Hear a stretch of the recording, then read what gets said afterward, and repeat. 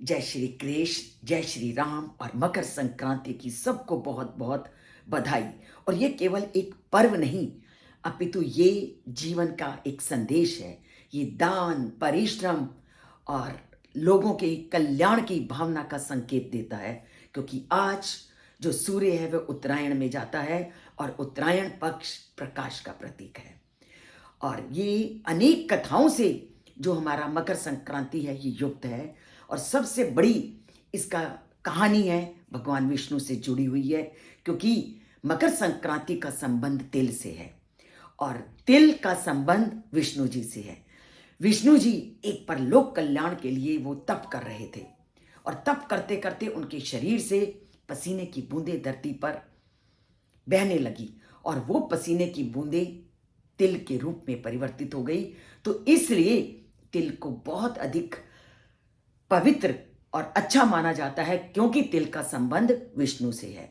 और तिल का सेवन शरीर के लिए अनेक फायदे देता है और ये इसका शारीरिक रूप से, इसका वैज्ञानिक रूप से महत्व है, क्योंकि इसमें कैल्शियम इत्यादि अनेकों तत्व होते हैं जो शरीर को मजबूत बनाते हैं और शरीर को एक नई ऊर्जा प्रदान करते हैं। और दूसरा कारण कि संक्रांति एक संक्रमण है, एक पक्ष से दूसरे पक्ष की ओर जाना है।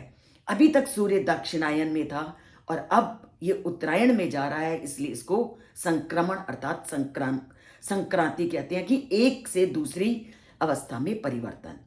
तीसरा इसका कारण है कि आज के दिन ही क्यों दान के लिए कहा गया। दान तो हमेशा देना चाहिए, ये इसलिए क्योंकि जब हम एक दिन निश्चित कर देते हैं तो अपने बिजी जिंदगी में से हम जरूर उस दिन कुछ ना कुछ दान के रूप में निकालते हैं, और जब हम सामूहिक रूप से कोई कार्य करते हैं तो वो फल देता है।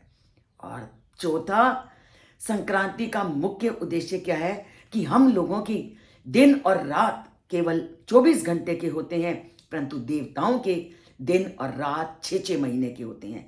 6 महीने का दक्षिणायन उनकी रात और 6 महीने का उत्तरायण उनका दिन, और उत्तरायण उनका दिन होता है।